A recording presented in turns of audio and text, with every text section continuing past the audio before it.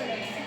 सन्माननीय व्यासपीठावर उपस्थित मान्यवर गुरुजन वर्ग आणि माझ्या मित्रमैत्रिणी, आपणा सर्वांना माझा सप्रेम नमस्कार. माझे नाव प्रांजल चव्हाण. मी इयत्ता 5वी मध्ये शिकत आहे.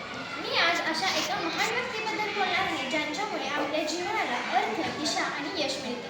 ती व्यक्ती म्हणजे गुरु. गुरु म्हणजे ज्ञानाचा सागर, गुरु म्हणजे संस्काराचा धरा, गुरु म्हणजे जिवंताचा वीर, गुरु म्हणजे यशाचा खरा किनारा. गुरु केवळ पुस्तकातील धडे शिकवत नाहीत, तर जीवन कसे जगायचे हे शिकवतात.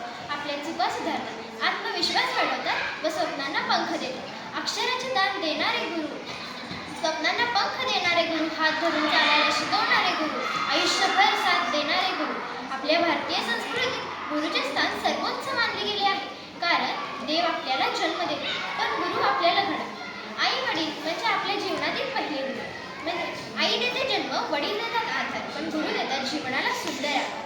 त्यांच्या ज्ञानाच्या प्रकाशामुळे उजळतो यशाचा प्रत्येक दरवाजा, उजळतो यशाचा प्रत्येक दरवाजा. आजकाल मोबाईलवर माहिती मिळते, पण योग्य व अयोग्य यातील फरक तेच समजावून देऊ शकतात. ज्ञानाबरोबरच ते आपल्याला माणुसकी, प्रामाणिकपणा आणि नम्रतेची शिकवण देते.